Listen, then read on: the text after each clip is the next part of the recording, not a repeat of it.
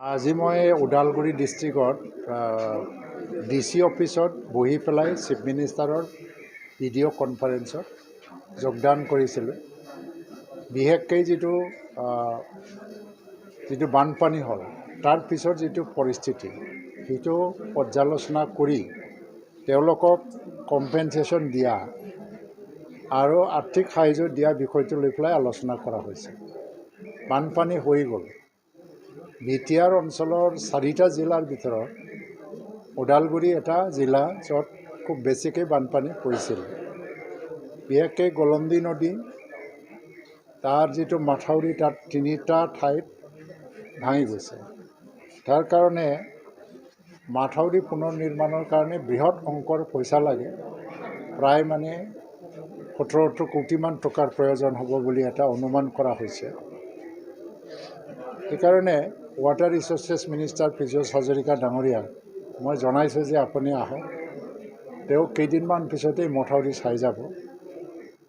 আৰু Kalaigaon, Harisinga circle, Kalaigaon circle আৰু এটা চাৰ্কেল হ'ল খৈৰাবাৰী, এই 3টা চাৰ্কেলতো সৰু সৰুকৈ হ'লেও বহুত ক্ষতিগ্ৰস্ত হৈছে, ক্ষতি হৈছে।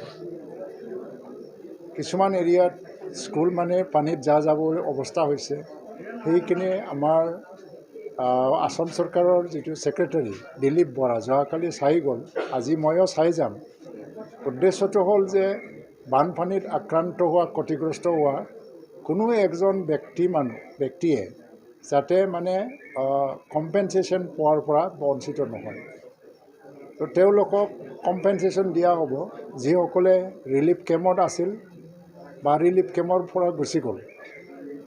সেইসকলক 3,800 টকাকৈ যেনেকৈ দিয়া হয়, কোনোবা বাচন বৰ্তনৰ কাৰণে, কাৰোবাৰ কাপোৰৰ কাৰণে, আৰু ঘৰত গৈ পেলাই যাতে স্বাভাৱিক জীৱন যাপন কৰিবৰ কাৰণে এটা সহায় পায়। বাকী যিবিলাকৰ পাকা ঘৰ ভাঙি গৈছে, কাঁচা ঘৰ ভাঙি গৈছে, সেইটো এছেছমেণ্ট কৰিব লাগে। জিলা প্ৰশাসনক ক্লিয়াৰ কাট এটা নিৰ্দেশ দিছে আজি যে কোনো এজন ব্যক্তি যিয়ে বানপানীৰ দ্বাৰা আক্ৰান্ত হৈছে, সি আমি লিবাৰেলি চাম, দুই এজনক বেছিকৈ দিবলৈ চেষ্টা কৰিম, যিসকলক প্ৰাপ্য, কিন্তু কম হ'ব নালাগে, সেইটো চোৱা হৈছে। আৰু 5 তাৰিখৰ ভিতৰত যিখিনি এটা এক্স গ্ৰেচিয়া সকাহ দিয়াৰ কাৰণে যিখিনি পইচা দিয়া হয়, 3,800 টকা দিয়া হয় বুলি কয়, 5 তাৰিখ জুলাইৰ ভিতৰত সেইটো সম্পূৰ্ণভাৱে দিব লাগে বুলি ক্লিয়াৰ কাট এটা নিৰ্দেশ দিয়া হৈছে। 10 তাৰিখ জুলাইলৈকে আমাৰ ঘৰ ভাঙা বা ছয় সম্পত্তি নষ্ট হোৱা তাৰ ডাটাবিলাক সম্পূৰ্ণ কৰিব লাগিব। 10ৰ পৰা 15 তাৰিখৰ ভিতৰত মই আকৌ আহিম আৰু ছেক্ৰেটাৰীয়ে আহিব আৰু সেই ডাটাবিলাকক ৰিভেৰিফিকেশ্যন কৰিব ফিল্ডত গৈ পেলাই। সঁচাকৈ যিসকল জেনুইন ব্যক্তি সেইসকলৰে নাম আহিছে না আন কাৰোবাৰ আহিছে। 15 তাৰিখত এইটো সম্পূৰ্ণ হোৱাৰ পিছত 15ৰ পৰা 20ৰ মাজত অসম চৰকাৰে তেওঁলোকক চেক বিতৰণ কৰাৰ কাৰণে ব্যৱস্থা কৰিব। তাৰ বাহিৰেও কৃষিখণ্ডত খেতি পথাৰবিলাক নষ্ট হৈছে আৰু কাৰোবাৰ হয়তো জীৱ জন্তু নষ্ট হ'ল, তাৰ এটা নৰ্মছ আছে।